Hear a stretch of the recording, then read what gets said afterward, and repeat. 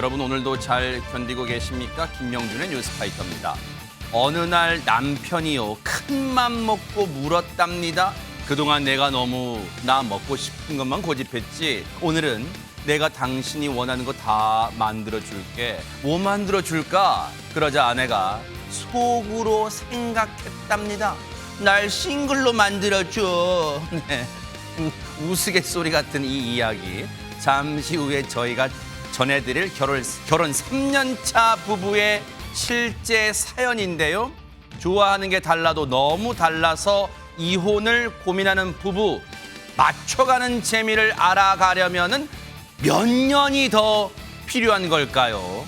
9월 19일 화요일 김명준의 뉴스파이터 잠시 뒤 이 이야기 바로 보도록 하겠습니다.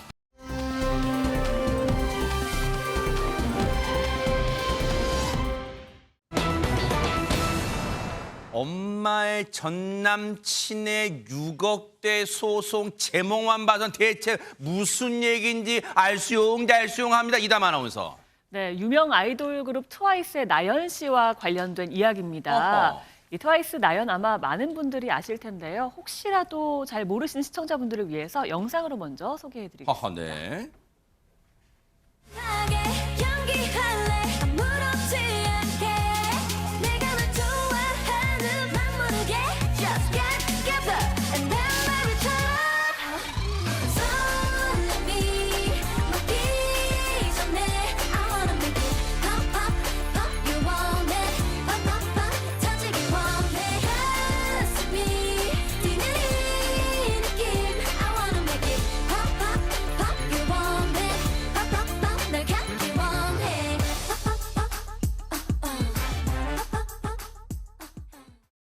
아니, come on baby, come on baby. 아니, 저도 이 노래 굉장히 좋아하는데 나연 씨가 그 트와이스 멤버잖아요. 근데 나연 씨한테 무슨 일이 생긴 거예요, 이담 아나운서? 더 정확히 얘기하면 나연 씨에게 생겼다기보다 나연 씨와 나연 씨 어머니가 송사에 휘말렸던 건데요. 어허. 이 사연은 이렇습니다. 나연 씨의 어머니의 전 남자친구가 어허. 나연 씨와 나연 씨 어머니에게 나에게 빌린 6억여 원을 갚아라라면서 대여금 소송을 제기를 했던 겁니다. 이게 어머. 지난해 1월에 소송을 제기했거든요. 네. 1년 8개월 정도 지난 오늘 그 1심 판결이 나왔습니다. 어머. 아니, 근데 이게 무슨 시츄에이션인 거예요? 하재근 평론가님, 6천만 원이라고 해도 큰 돈일 텐데 6억 원을 빌려간 6억 원을 갚아라? 이거 무슨 상황인 거예요, 대체? 나연 씨 어머니의 전 연인인 남성이 2004년부터 2016년까지 약 12년에 걸쳐서 나연 씨와 그 나연 씨 어머니 측에 5억 원 정도를 송금을 했다라고 하면서 동시에 또 나연 씨하고 나연 씨 어머니 측에서 이 남성 명의의 카드를 한 1억 원, 1억 1,500만 원치 정도를 썼다. 이렇게 이야기를 한 거예요. 그러면서 이 남성이 뭐라고 주장을 했냐면 네. 나연 씨가 가수로 나중에 데뷔를 하면 돈을 갚기로 해놓고 약속을 지키지 않았다라고 주장하면서 소송을 제기했던 겁니다. 어허. 지금 얘기를 들어보면 나연 씨의 어머니라는 분과 그 전 연인, 그러니까 남자분과의 어떤 뭐 일이 있었는지 정확치는 않지만 일단 지금 나오는 그 표현 중에 보니까 김현주 평론가님, 나연 씨가 가수가 되기 전부터 뭔가 만약에 금전 관계가 있었다면 그 금전 뭐 오고 가고 그게 있었나 봐요. 그렇죠. 주로는 그 이전에 벌어진 일이죠. 어허. 그러니까 유명 기획사의 연습생 신분으로 상당히 있었다가 나연 씨가 데뷔한 것이 2015년 10월이에요. 어허. 그러니까 데뷔를 하고 나서야 이제 이름을 얻게 되고 이제 유명해지는 거 아니겠습니까? 그렇죠. 그러니까 이 어머니의 전 남친의 경우에는 지금은 연습생 신분이지만 앞으로 가수에 데뷔하게 되면은 그동안 빌려갔던 돈 대여금을 아마 갚을 수 있을 것이라고 생각을 했고 실제 이 법정에 그 지인 2명이 또 증인으로 나와서 하는 얘기도 같았다 그래요. 평상시에 그러니까 나연이 데뷔를 하게 되면 그동안 빌려갔던 돈을 갚을 것이다라고 들었다는 이야기를 증언을 했다고 합니다. 허허. 그런데 앞서 보세요. 이게 대여금 소송이란 말이 붙었단 말. 그 말은 결국 이 문제가 박성배 변호사님 법원까지 갔다는 얘기잖아요, 지금. 어머니의 전 남자친구가 대여금이라고 주장하는 이유는 돈을 돌려받기 위함입니다. 돈을 지급한 뒤에 다시 돌려받기 위해서는 대여 행위 내지는 불법 행위 등 청구 원인 사실을 입증해 내야 합니다. 그렇지만 법원은 어머니의 전 남자친구 주장을 받아들이지 않았습니다. 전제된 사실관계는 인정합니다. 12년간 6억 원 상당의 금액을 나연 측에 지원한 사실 등은 인정하지만 대여금이라고 인정하기에는 그 입증이 부족하다고 봤습니다. 금전거래 내역 명목을 살펴봤더니 월세, 통신비, 대출금, 학비 등으로 구성되어 있는데 나연 측의 생활비 용도로 지급된 것으로 볼 수 있다고 판단했습니다. 더군다나 당시 원고와 나연 어머니가 연인 관계에 있었음을 고려하면 대여금이라고 단정할 수 없다고 판시했는데 돌려받을 돈이라기보다는 지원해 준 것, 마치 부양을 한 것과 유사한 구조라고 판단했습니다. 일단 그러면 법원이 판단한 대목을 보면 눈여겨볼 대목이 허준 변호사님. 법원도 그리고 양측도 그러니까 나연 씨의 어머니 측도 그리고 나연 씨 어머니의 그 연인이었던 그 남자분도 당시에는 두 사람이 연인이었다는 부분은 인정하나 봐요.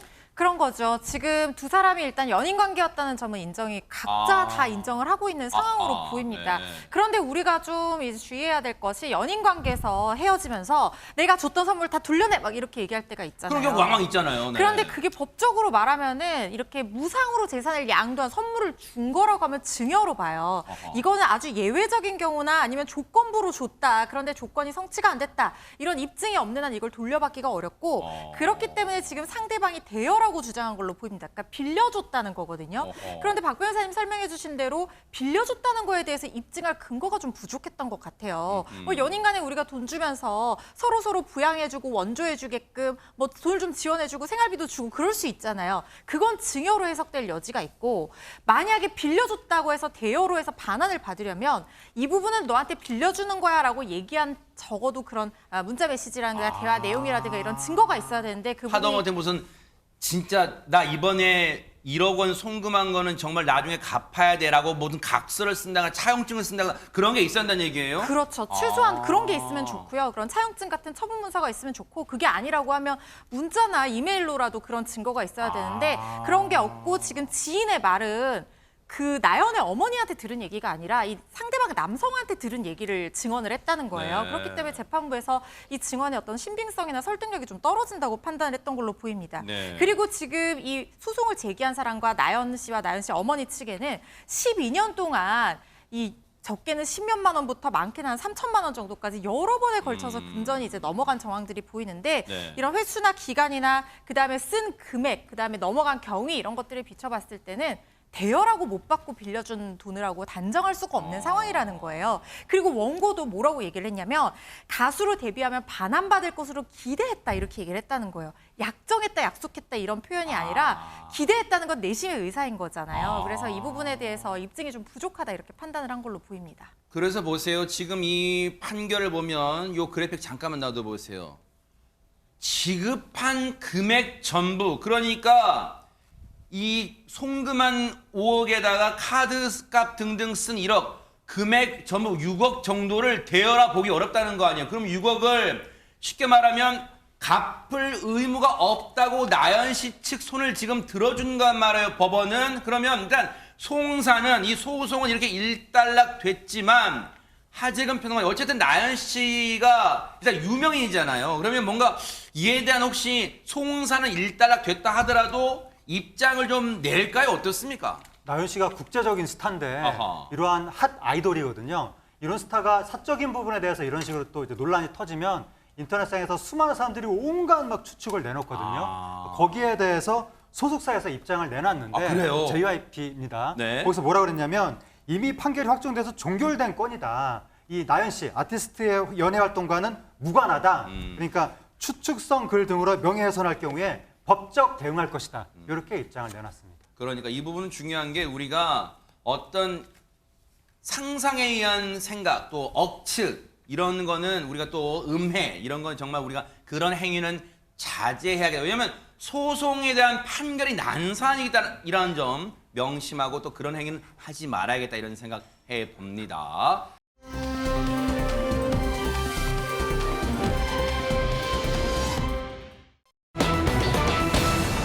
여러분 생각해 보세요. 가족도 아니에요. 남이에요. 생면부지의 남인데 남이 지금 불구덩이에 그 지금 갇혀 있다고 거기에 뛰어들 수 있는 사람이 과연 몇이나 될까요? 세상에 이담 아나운서.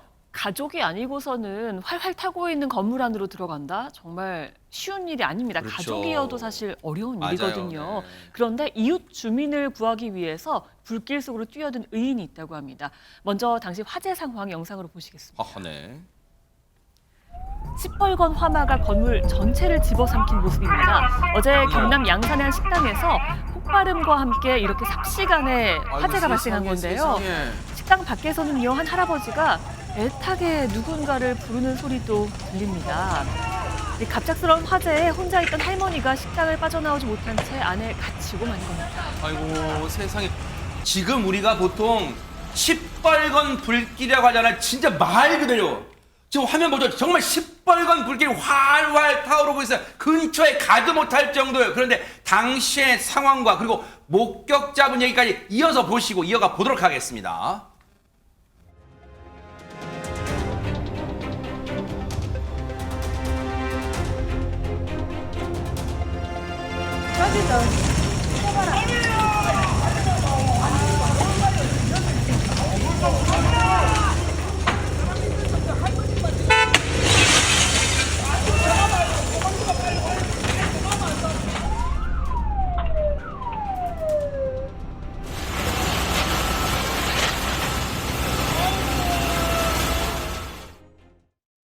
공사를 하고 있는데 소리가 펑 터지더라고요.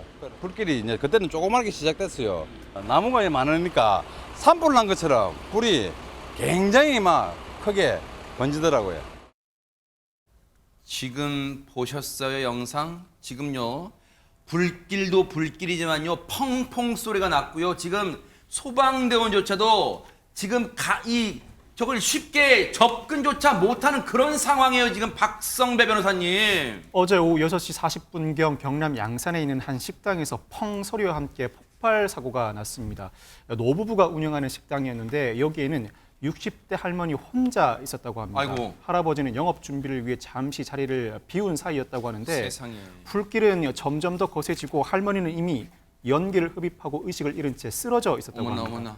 바로 이때 한 외국인이 식당 건물로 뛰어듭니다. 인근에 살던 40살 우즈베키스탄 저분인가 봐요. 분이라고 하는데 어머. 그렇습니다. 어머, 이 사람이 할머니를 구조할 당시에 현장에 있던 시민 4명도 도왔다고 합니다. 어머. 이 소방 당국이 인력 43명과 장비 오, 지금 17개를 들어가네요, 진짜 동원해서 지금. 예. 화재를 30분 만에 진압했지만 워낙 큰 불길이었고 어머나, 어머나. 이미 식당 건물과 주차된 차량 세대가 전소되는 등 8천만 원 상당의 재산 피해가 발생할 만큼 큰 화재였는데 우즈베키스탄인의 활약으로 할머니를 구조해낼 수 있었습니다. 아니, 지금 저 CCTV 장면을요, 저희가 지금 보고도 믿기지가 않는 게, 여러분, 소방대원분들도 그걸 뭐 방열복이라고 하나요? 그런 걸 입어도 접근조차 하기 어려웠다는 장면, 그런 상황이었단 말이에요. 근데 하정은 평론가님, 지금 저분은 민소매 그런 옷을 입고 반바지는 그냥 쑥 보더니 쑥 들어갔단 말이에요, 지금. 저게 단순한 화재가 아니라 폭발 상황이거든요. 네. 지금 목격자 진술이 펑 하고 폭발 소리와 함께 유리창이 박살이 나고 불이 순식간에 번졌다. 어머머머. 이렇게 얘기를 했거든요. 네네네. 그러니까 어디 뭐 불씨가 불이 붙어서 서서히 번지는 그게 아니라 그냥 쭉쭉쭉 펑 하고 들어가요, 지금. 네. 펑 하고 터진 거예요. 네. 어느 정도로 불길이 크게 번졌냐면 저 이제 그 식당에 불이 났는데 식당 앞에 있는 차량이 전소될 정도로 어머나. 그렇게 폭발하는 열기가 컸는데 그럼 안에 있는 할머니는 굉장히 위험한 상황이고 어머, 어떡해요. 근데 제3자가 접근하기엔 너무 무섭잖아요. 그렇죠. 갑자기 펑 하고 터졌는데 또 터질지도 모른다는 생각이 들잖아요. 네. 접근하기 힘없는데도 불구하고 네. 외국인이 그 네. 위험을 무릅쓰고 그 안에 들어가서 할머니를 구했다는 게 구했어요? 구한 겁니다. 어머! 정말 놀라운 사건입니다. 세상에 이건 기적이에요. 저기서 어떻게 구해냈어요? 지금 할머니 어떤 상태이십니까, 허준 변호사님? 지금 할머니가 전신 2도 화상을 입고 병원에서 어머나. 치료 중인 상황이라고 합니다. 전신 2도 화상이라고 하면 진피증까지 손상이 돼서 어머나. 수포가 잡히고 상당히 고통스러운 상황이라고 하는데 아이고. 그래도 그나마 다행인 게 이거 치료하면 되는 거잖아요. 불행 중 다행이에요, 진짜. 그러니까요. 할아버지랑 같이 그래도 오래 계실 수 있다는 점에 저는 너무나 다행이다. 그나마 다행이다라는 생각이 들고 네. 식당 밖에 할아버지가 계셨대요. 근데 이제 유리나 파편 이런 거에 맞아서 넘어져서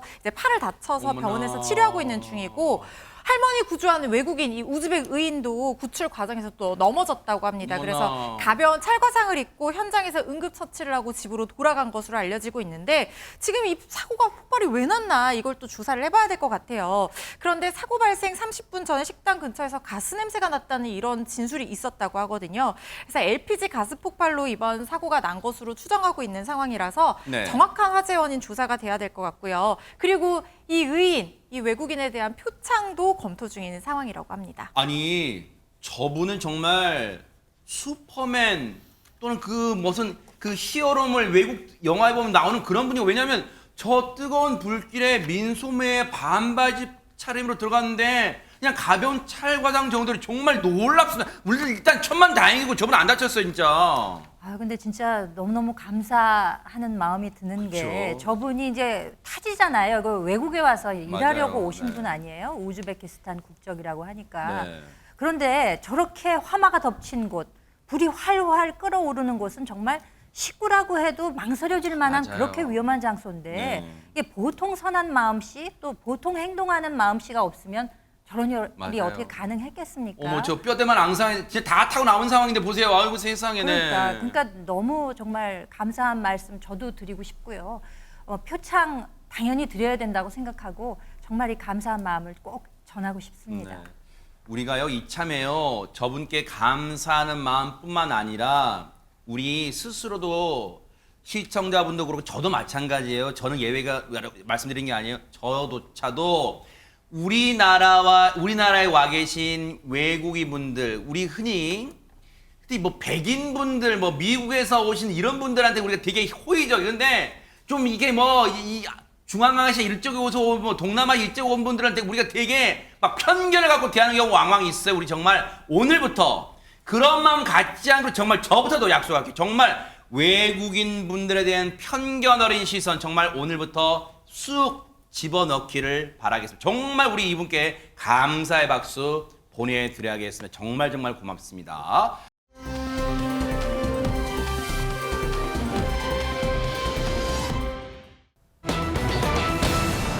야, 이번 얘기 들어보시면요, 와 추석 대목 앞두고 와 그동안 우리 이걸 모르고 지냈단 말이야 이러실 거예요. 이담 아나운서. 네, 제주도 서귀포시에요. 비닐하우스 한 선과장에 수사관들이 들이닥쳤습니다. 어허. 대체 어떤 문제가 있었던 걸까요? 영상으로 먼저 보시겠습니다. 무슨 일일까요, 네?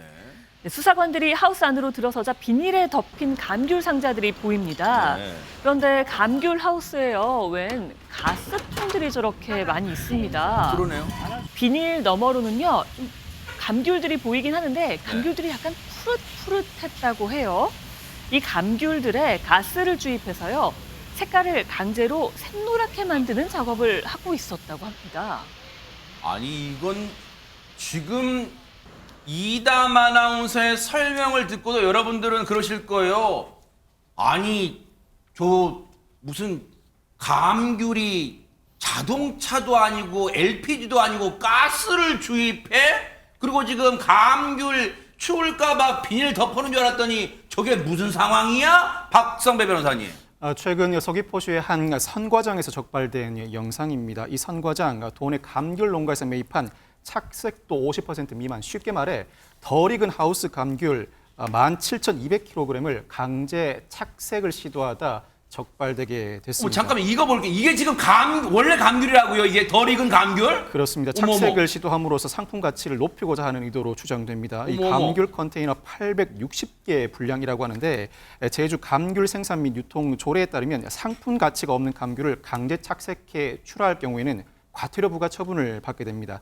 제주자치경찰단이 해마다 감귤 수확 시기에 맞춰서 이 비상품 감귤 특별 점검을 운영하고 있는데 이번에도 시민의 제보를 받고 이 선과장을 적발하게 됐다고 합니다. 아, 저는 선과장이 무슨 말인가 했더니 저희 제작진이 친절하게 설명해드렸죠. 과일을 선별해서 보관하는 장소가 선과장이래. 근데 그 선과장에 저는 처음에 저게 무슨 자두인가? 무슨 저게 감귤 색깔이라고 누가 저렇게 생각하겠는데 저걸 무슨 아까 가스가 왜 있냐면 그 덜 익은 감귤에 가스를 뿌린다는 거야. 아니 근데 김현주 평론가님 이게 상식적으로 가능한 거예요. 덜 익은 감귤에 가스를 뿌려서 착색을 시키다 그 놀라울하게 착색을 시키다는 게요? 그러니까 이 에틸렌이라는 화학 물질에 대해서 조금 설명을 드려야 되는데요. 네. 이게 식물 호르몬에도 성분이 똑같은 성분이에요. 어허. 그러니까 과일이 익게 되면 자체적으로도 에틸렌 성분이 올라가면서 자체적으로 이제 숙성이 되는 거죠. 그런데 지금 초록색으로 익지 않은 과일들을 비닐에다 덮어가지고 네. 저 에틸렌 가스를 그러니까 강제로 후숙을 시키는 거예요. 그러면은 속에서 저절로 익으면서 단맛이 나와야 되는데 네. 겉에만 마치 염색하듯이 아. 노란 물이 들어버리는 거죠. 그러니까 과일 맛은 없으면서 겉보기로는 상품이 신선해 보이는 거죠. 어허. 그런 효과를 노리기 위해서 에틸렌 가스를 주입했다는 얘기입니다. 아니 혹시 여러분 그러실 거예요. 어머 아니 그러면 내가 어떤 감귤 겉이 샛노래서 놀노래서 맛있겠다고 짝 하는데 아우 싫어 혹시 그랬던 게 이런 건가 하시는 시청자분도 많으실 거예요. 왜 이렇게 빵당한 일을 했을까 얘기 들어보시고 이어가 보도록 하겠습니다. 여기는 안 사먹어. 이거 너무 있어 보이고. 너무 파랑이면. 그럼 노릇노릇 안 하면은 돈이 안 나와. 다 먹는다게 전부 다. 안 온 사람 하나도 없다. 이거 안 온 사람 하나도 없다. 그냥 약품이 껍데기만 이게 안에 들어가지도 않아. 그 약품이 병실에서 뭐가 나오겠나? 아이고.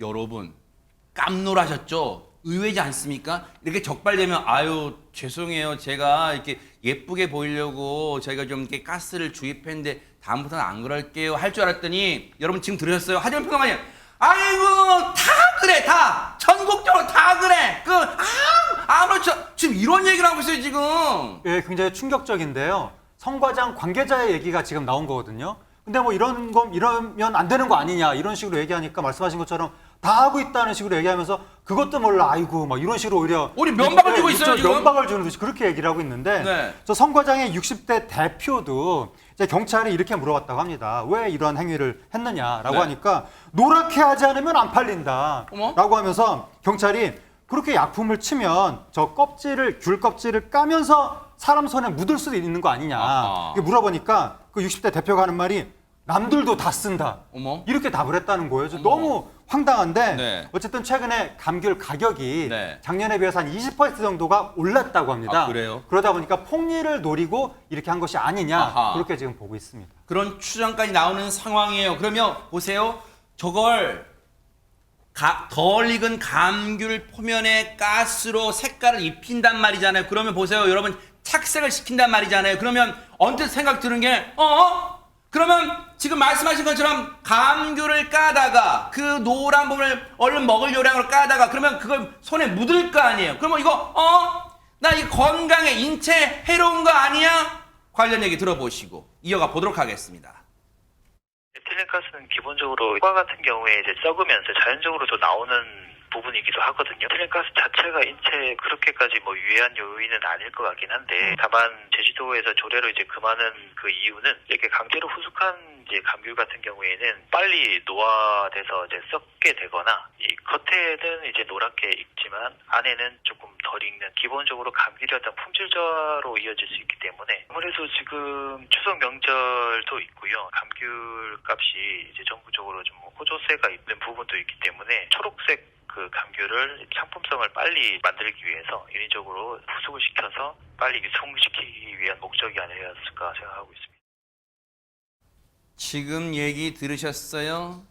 인체는 유해할 가능성은 낮다니까 일단은 천만다행이에요. 하지만 뭐예요? 결국 이건 뭐예요? 허준 변호사님, 소비자를 기만하는 행위, 속이는 행위잖아요. 겉만 보고 익은 줄 알았더니 까보면 버리고 이런다는 거 아니에요 지금? 그렇죠. 뭐 맛도 없고 정상 상품이 아닌 것을 굉장히 잘 익은 정상 상품인 것처럼 속여서 유통시키는 거잖아요. 네.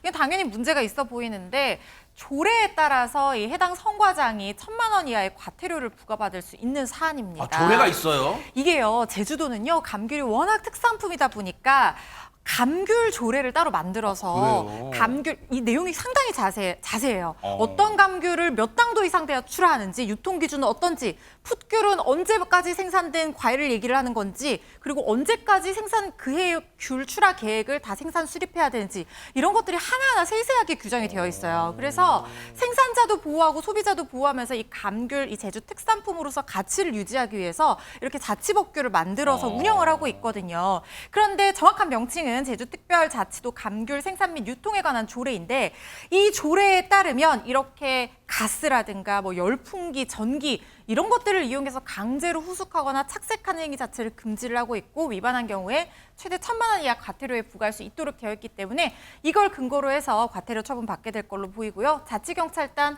해당 문제가 된 과일 당연히 폐기 처분해야 되잖아요. 이 위반 사항을 제주시 감귤 농정 서귀포시 감귤 농정과에 인계를 하고 네. 폐기 처분 조치와 이 관련한 과태료 처분 조치 등을 의뢰할 계획이라고 합니다.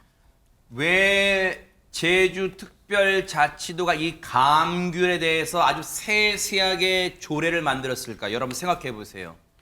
감귤은 제주의 자존심이라 해도 과언이 아니잖아요. 그러니까 그렇기 때문에 이걸 허투루 만들지 않겠다는 그런 다짐으로 조례를 꼼꼼하게 만든 거 아니에요? 제주의 자긍심이니까. 그런데 뭐예요? 이건 소비자를 기만하는, 이런 감귤을 택배로 주문해서 집에서 와 감귤 왔다 열어봤는데 뭐야? 아마 이 맛이 이거 뭐야? 겉은 놀랍게 잘 익었는데 아니 이다만 원. 이거 혹시 이렇게 가스로 착색해서 일단 이렇게 덜 익은 걸 익은 것처럼 보이는 것과 실제 잘 익은 감귤 추석 앞두고 구분하는 방법이 있을까요? 추석 앞두고 귤 사시는 분들 당연히 많죠. 너무 많으실 네. 텐데요. 이거 구분하는 방법이 있기는 있습니다. 어머. 그런데 잘 보셔야 되니까 지금부터 사진을 통해서 설명해 드릴게요. 잘 네네. 보시기 바랍니다.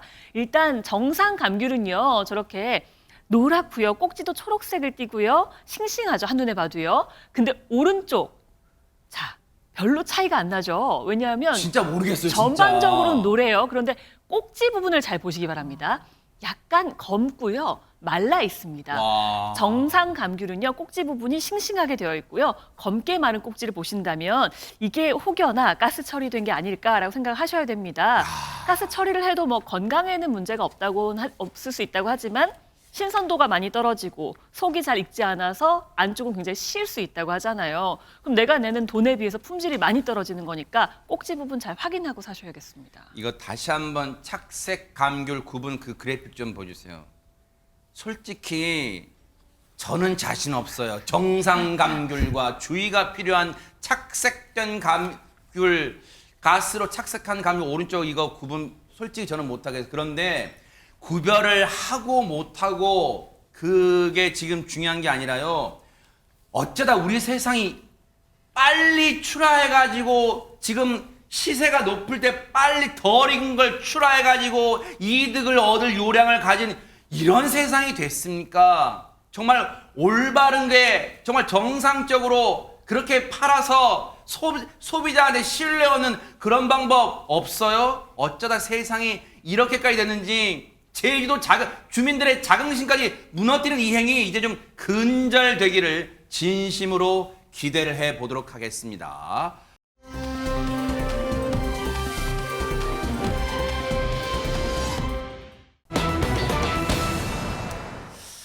자, 분위기 바꿔볼게요. 예전에 뭐 영화의 그 학교물을 다루는 영화 보면 야 옥상으로 따라와 이런 건 들어봤지만 세상에 객실로 객실로 따라와는 뭐예요, 하재근 평론가님? 예, 지난달 2일께 밤 10시 50분에 대전의 한 숙박업소에서 벌어진 상당히 좀 무서운 상황이었는데요. 어머, 세상에. 그때 한 50대 남성이 이제 방을 배정받은 거예요. 네. 객실로 들어갔는데 호텔의 내선 전화로 프론트 직원한테 전화를 해서 뭐 죽여버리겠다, 어머? 목을 어떻게 하겠다 어어. 이런 식으로 협박을 했습니다. 어허. 근데 말로만 협박하고 끝난 것이 아니라 행동을 또 옮긴 게 있는데 어머나? 어떤 행동을 옮겼냐면 영상이 있습니다. 어? 영상을 보시면 네. 호텔 인근의 편의점을 가서 네. 그 남성이 흉기를 구입한 거예요. 어머나. 저렇게 흉기를 구입해가지고 아이고. 저 흉기를 손에 들고 그대로 호텔 로비로 온 겁니다. 어머나. 그러면서 저 상태에서 직원들을 향해서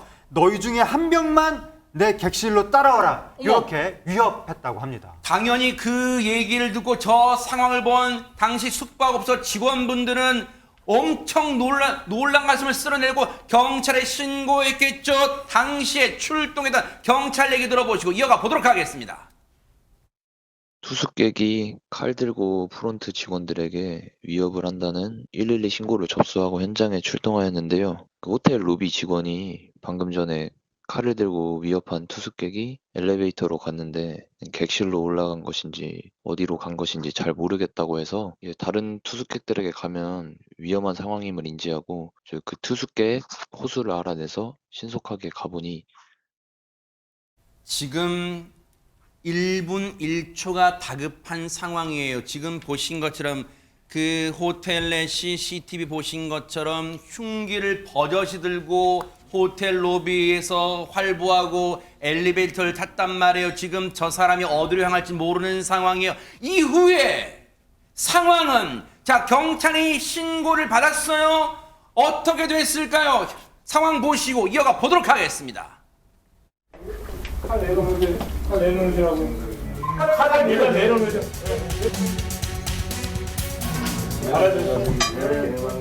신분증 있으세요 혹시? 일어나죠.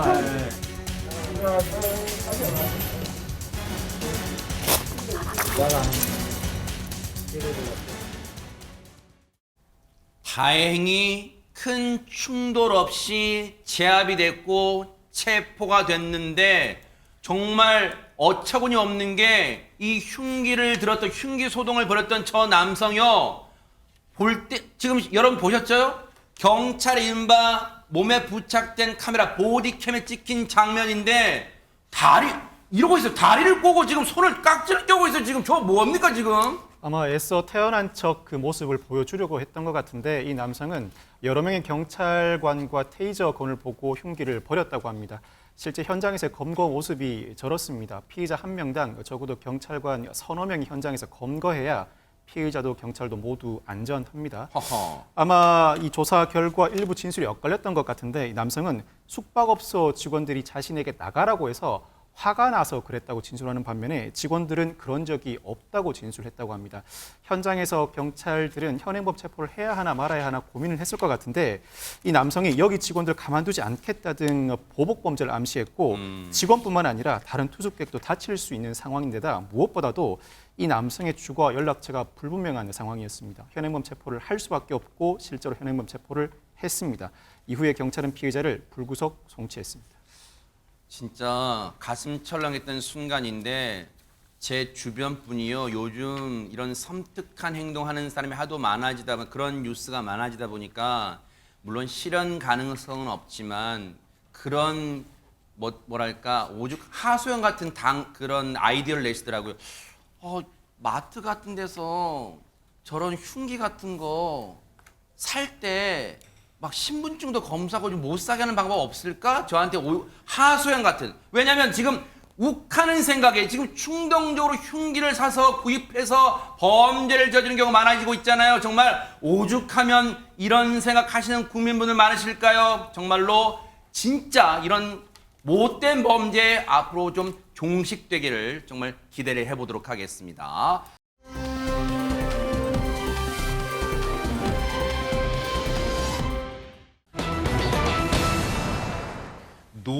오늘 제목이 알 듯 모를 듯 노인만 노린 이거 뭐예요? 노자 이거 뭐예요?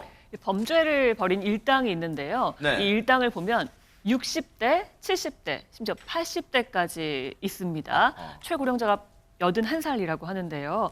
이 일당은요.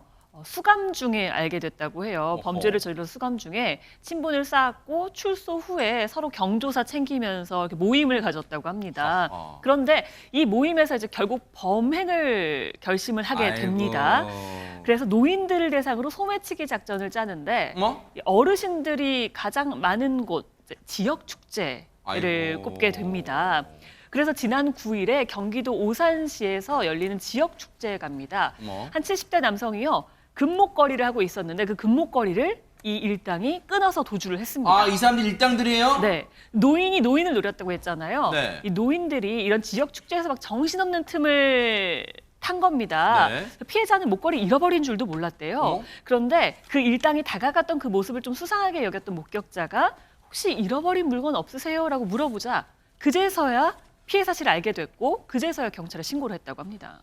아니 보세요. 피해자는요. 저 일당들이 자신의 눈앞에서 금목걸이를 훔쳐가고 빼앗아가도 전혀 알아채지 못했대요. 왜 그랬을까요? 이유가 있었을까요? 경찰 얘기 들어보시고 이어가 보도록 하겠습니다. 기사라고 하는 사람이 있는데 그 사람이 어르신들 중에 이제 고가의 목걸이를 차고 있는 분을 한 분 선정을 하고 그분 뒤에 가서 이제 머리에 손을 올립니다. 피해자분 앞에다가 선글라스를 떨어뜨리면 자연스럽게 그 노인께서 주워주려고 할 거 아닙니까? 딱 허리를 굽히는 순간 나머지 바람잡이들이 옷을 펼쳐가지고 그 주변을 싹 감싸서 그 범행 장면이 노출되지 않도록 시선을 다 차단시킵니다. 그 뒤에 서 있다가 목덜미에 드러나 있는 금목걸이를 그냥 순식간 2, 3초 만에 그게 끝납니다. 자기들이 목걸이를 잃어버린 줄도 모르고 있는 사람들이 대부분이고 오산의 피해자분께서도 1시간 뒤에야 그걸 아시고 이제 신고를 하게 된 거예요. 세상에 이런 범행이 우리가 눈 깜짝할 새라는 표현을 습관적으로 쓰잖아요. 근데 진짜 2, 3초 만에 이런 범행이 이루어진다는 거예요. 혹시 박성배 변호사님도 경찰 현직 계실 때 이런 소매치기범 잡으러 현장에 좀 가보신 경험 있으세요? 소매치기범 실제로 잡아본 적도 있습니다. 와우. 다만 상당 시간을 잠복해야 하는데 결국 그 자리에 범인은 돌아오기 마련이라 와. 검거에는 성공하는 경우가 대부분이었습니다. 아하. 이 사건에서 노인 소매치기단 고가 목걸이 착용자 등을 보면 일부러 선글라스를 떨어뜨립니다. 피해자가 허리를 숙이면 옷을 펼쳐서 시선을 가리고 어머. 장비로 목걸이를 끊어서 가져가는데 세상에. 이후에는 작물로 판매하죠. 노인 소매치기단임에도 불구하고 철저한 역할 분담으로 2, 3초 만에 범행을 완료합니다. 야. 상당히 숙달되고 일사불란한 모습인데 경찰에 따르면 최근에는 CCTV가 곳곳에 설치되면서 소매치기 범행이 많이 사라졌음에도 불구하고 이 일당은 지역 축제 현장에서 범행을 이어왔다고 합니다. 범행 당시 무더운 날씨임에도 불구하고 긴 소매, 모자, 마스크로 자신을 가리고 주로 CCTV가 없는 곳에서 범행을 일삼아 왔다고 하는데 일당 중에는 여든이 넘은 남성도 있었다고 합니다. 이 남성은 건강 악화로 현장에서 은퇴했지만 훔친 물건을 처분해주는 역할을 맡았다는데 실무에서는 절취를 행하는 사람보다 이러한 유형의 사람을 더 중하게 처벌합니다. 보세요. 이 인간들이에요. 이 인간들 복장 특색 보셨죠? 요즘 9월이지만 덥잖아요. 그런데 이렇게 짙은색 옷에 저렇게 모자에 그리고 두리번 마스크까지 쓰는 인간도 있고요. 저런 한 일당들이 저런 지역 주체에 쓱 들어갑니다. 이른바 범행 대상을 물색하기 전에 범행 대상도 기가 찹니다. 아무나 또 선정하는 게 아니래요. 요 내용도 들어보시고 이어가 보도록 하겠습니다. 젊은 사람이나 여자들은 이제 혹시나 이제 자기들이 발각이 됐을 때 검거될 확률도 높고 또 시끄러워지기도 하고 하니까 감각이 무딘 사람들, 특히 남자 노인들을 대상으로 범행 대상을 선정을 했고 본인들도 나이가 어느 정도 먹은 노인들이면서도 노인을 상대로 등쳐먹어요. 김현주 평론가님. 그러니까 눈 감으면 코베 간다라는 말이 있는데 눈 감기도 전에 목걸이를 빼간 어머, 거네요. 그러네요. 그러니까 이제 지난 12일에 대전의 한 지역 축제장에서 벌어진 일인데 네. 대개 그런 곳에 가면은 사람이 많잖아요. 네. 북적북적하고 주위가 산만하잖아요. 맞아요. 그리고 이분들이 이렇게 무리를 지어서 일당으로 형성이 되어 있기 때문에 눈에 띄지도 않는단 말이죠. 아하. 그러니까 본인이 목걸이를 빼앗겨 놓고도 빼앗긴 줄을 모르는 거예요. 그러니까 노인 일당 들이면서도 범행 대상을 노인분들을 저 사람들은 좀 무딜 거야. 아하. 우리가 빼가도 모를 거야. 네. 이렇게 생각을 하고 범행을 저질렀는데 실제로 그분이 몰랐다는 거죠. 아이고. 네. 그런데 사실 대한민국 요즘 곳곳에 이 매의 눈 역할을 하는 CCTV가 있긴 있지만 저 장소가 범행 장소가요. 하지근 평론가님 많은 분들이 불특정 다수가 오고 가는 지역 축제장이란 말이에요. 그러면 범행을 저지른 저 인간들을 잡아내고 포착해내기가 좀 쉽지는 않았을 것 같아요. 우리나라 경찰이 정말 대단한데요. 네. 그러니까 저 사건이 경기도 오산에서 9일 날 오후 2시에 신고가 들어온 거거든요. 아하. 경기도 오산입니다. 네. 그런데 바로 그 다음 날 10일 날에 저 일당의 차량 2대를 경찰이 찾아내는데 성공을 했는데 대박. 어디서 찾았냐면 경남 거제의 어머? 한 축제 현장에서 찾아낸 거예요. 와. 하루 사이에 경기도에서 경상남도로 네. 그렇게 이동했는데 경찰이 바로 찾아냈고 근데 그 거제시에서 딱 찾아냈을 때 현장에서 경찰이 2명밖에 없었던 거예요. 어머. 그러니까 잡을 수가 없잖아요. 아하. 일단 이 인력 지원 요청을 하면서 아하. 미행을 한 거예요. 네. 미행을 해서 경남 함양까지 쫓아가서 거기서 12명이 다 출동을 해가지고 7명 일당을 검거를 한 야. 겁니다. 그런데 저 소매치기 일당이 딱 잡힐 당시에는 우리가 뭐 증거를 남기지 않았는데 아하. 뭐 경찰이 뭐 어떻게 하겠어 하고 순순히 잡혔다고 합니다. 네. 하지만 경찰이 증거가 되는 CCTV 영상이라든가 범죄 도구 이런 거를 딱 제시하니까 그들이 범행을 모두 인정했다고 합니다. 하하. 소매치기범은 특성상 박성배 변호사님 현장에서 범행이 이루어지기 때문에 어떤 물증을 찾아내기, 물증을 뭔가 갖추기가 쉽지는 않을 것 같아요. 이에 따라서 현장에서 검거하는 것이 가장 좋은 방법이긴 합니다. 그렇지만 이 사건에서 소매치기단은 전국을 무대로 하다 보니 수사 초기에는 어려움이 있었을 것 같습니다. 그렇지만 경찰은 미행을 계속하면서 형사들을 충분히 투입했고 피의자들이 모두 한자리에 모이는 순간을 포착해 왔습니다. 영화 같은 바로 장면이네요. 그렇습니다. 바로 그 순간 소매치기단 7명을 동시에 검거했는데 이 피의자들 7명이 다 잡힐 줄은 몰랐다고 하고 자기들끼리 경기도 오산의 경찰이 경남 함양까지 올 줄은 상상도 못했다는 이야기를 주고받았다고 합니다. 참나. 자기들끼리 그런 걸 감탄해요. 대한민국 경찰을 뭘로 보고. 그런데요. 정말로 이 천만다행이었던 게 여러분 가끔은요. 이런 소매치기범도 영화에서 나오지만요. 이런 소매치기범들이 흉기를 지니고 있어요. 발각될 때 정말로 이 경찰을 위협하려고. 그런데 이런 인간들 일단은 일망타진했다는 게 천만다행인데 이 인간들 어떻게 됩니까? 그럼 앞으로 허지연 변호사님. 일당 7명 전원이 오늘 특수절도 혐의로 검찰에 송치된 상황이라고 하고요. 당연히 응분의 처벌을 받을 것이라는 생각이 듭니다. 그런데 이 사람들이요 모두 다 동종범행의 전과가 많은 사람들이었대요. 아하. 특히 주동자 같은 경우에는 무려 소매치기 전과만 10개 이상 있는 사람이었다고 하는데 자기들끼리 모여서 전과자들끼리 모임을 하면서 서로 경조사 챙기고 이랬다는 거예요. 이렇게 전과 저지르고 만나서 모였으면은 서로 경조사 챙기고 앞으로 우리 이렇게 살지 말자 이렇게 서로 다독였어야 되는데 또다시 같은 범행을 또 만들어서 저지르고 또다시 이렇게 교도소에 들어가게 되는 이런 모임이 됐으니 참 통탄할 노릇이라는 생각이 듭니다. 그런데 문제는 지금 정확한 피해 규모가 아직까지 다 드러나지는 않은 상태로 보여요. 경찰은 여러 가지 정황을 봤을 때 추가 범행이 있을 거라고 의심하고 있는 상황이고요. 네. 추적하고 공조를 요청한 상황입니다. 교도소를 다녀와도 개과천선은커녕 자기들끼리 이렇게 끼리끼리 뭉쳐서 또 다른 범죄를 모의하는 이런 상황을 보고 과연 개정의 전이 있는지 정말 가서 이번에 정말로 새 사람이 돼서 나오기를 진짜 기대를 해보도록 하겠습니다.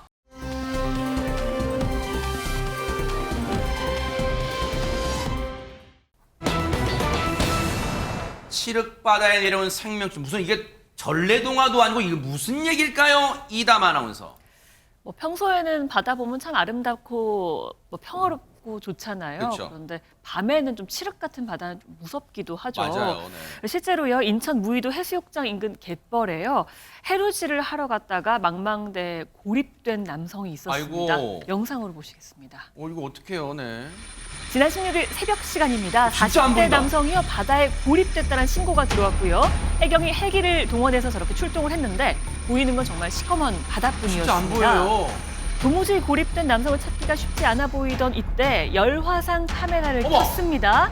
이리저리 살피는데 저기 검은 약간 희미한 점이 보이시죠? 확대해 보니까 바로 그 사람이었습니다. 사람이에요? 오. 지금 보세요. 진짜 이게 과학이라는 게 신기하네. 처음에는 깜깜해도 도통 알 수가 없어. 열화상 카메라를 켰더니 딱 뭔가 보여요. 그 이후에는 어떻게 됐을까요? 영상 마저 보시고 이어가 보도록 하겠습니다.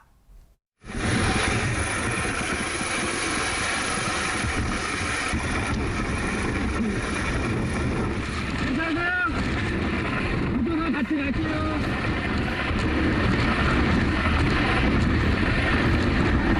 팔 들어봐, 팔. 팔, 손 여기서 잡아요. 자, 부정아 올라갔어요.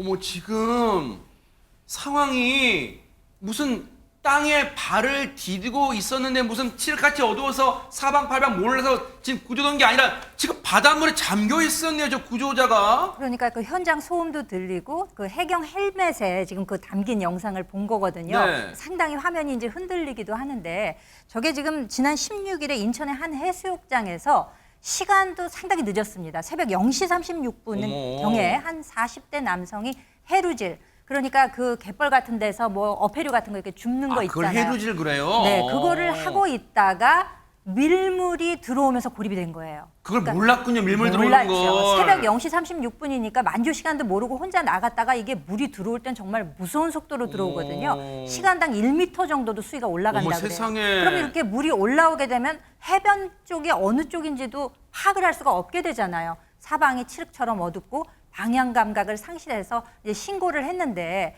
열화상 카메라를 저렇게 켜게 되니까 위치가 나오게 된 거죠. 어머. 구체적 위치는 몰랐지만 열화상 카메라 덕분에 저분이 저기 있는 것을 알게 됐고 그래서 이제 구조를 하게 됐는데 발견하고 나서 17분 만에 저렇게 이제 구조를 하게 됐다고 합니다. 정말 다행입니다. 요 구조자, 그러니까 요 구조자라는 건 구조를 필요로 하는 사람, 저 구조를 기다리는 사람 요 구조자라고 하는데 요 구조자가 지금 보세요. 저 당시에 바닷물 때문에 얼마나 지금 몸이 덜덜 떨렸을까, 체온도 내려가고 있었을까요? 1분 1초가 다급한 상황에서 열화상 카메라를 켰는데 저게 사람인지 아니 어떤 물체인지 식별하는 것도 정말 판단을 필요로 했을 거예요. 당시에 저 요 구조자, 물에 갇혔던 저분을 구조했던 해경 얘기 들어보시고 이어가 보도록 하겠습니다. 야간에 갯벌에 들어갔던 요구조자가 바닷물이 들어오게 돼서 나가는 길을 찾지 못하고 갯벌에 고립된 상황이었습니다. 그래서 그 검은색 점이 요구조자라는 걸 알고 헬기에 있는 이제 와이어를 타고 저희가 이제 항공구조사들이 내려가서 구조를 한 상황입니다. 구조 장비를 통해서 이제 올리기 때문에 꽉 잡으라고 말씀드렸던 겁니다. 바닷물에 좀 장시간 노출되어 있었고 그래서 바닷물이 가슴까지 차올라서 저체온증을 좀 호소하셨고요. 그래서 저희 헬기에 준비되어 있는 담요를 이용해서 체온 유지를 실시하였습니다. 세상에 들으셨죠? 성인 남성의 가슴팍까지 물이 차오를 정도였으면 정말 조금만 더 늦었으면 만약 저분이 수영 못했다면 큰일 날 뻔했어요, 진짜.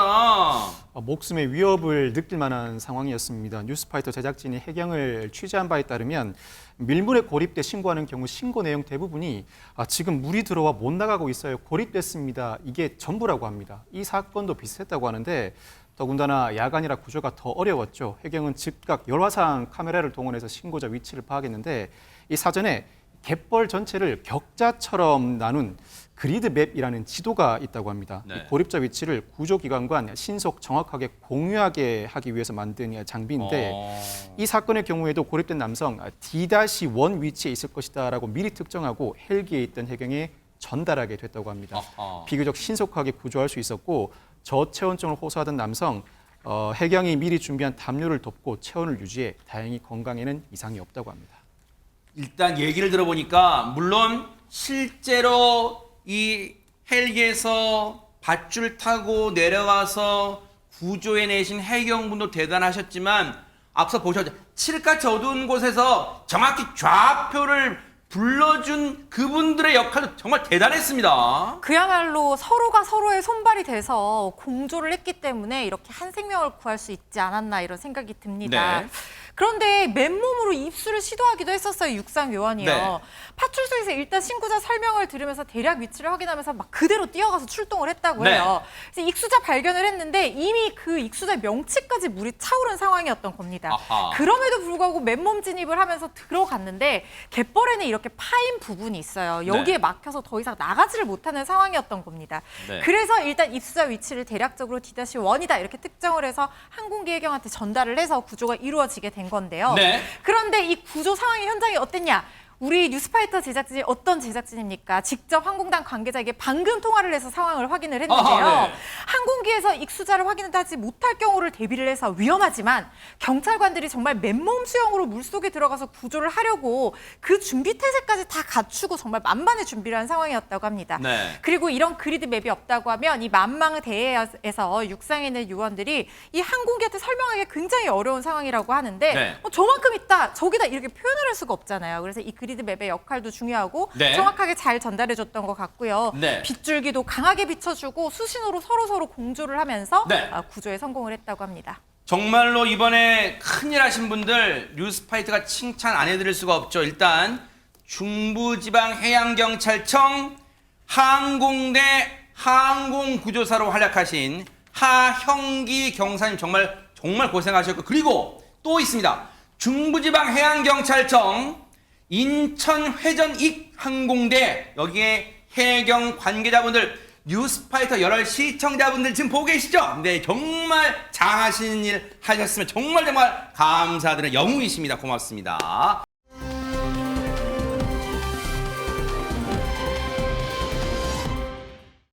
오늘 클로징은요, 서울 강서구에 사시는 신은정 님이 제가 직접 보내주신 내용입니다. 읽어드릴게요. 추석을 맞아서 다음 주에 시댁인 전남 보성에 내려가야 하는 40대 며느리입니다. 아이고, 결혼하고 12년 동안 설과 추석에 빠짐없이 시댁을 갔습니다. 아이고, 반면 친정은 충청도인데 명절에 가보지도 못했습니다.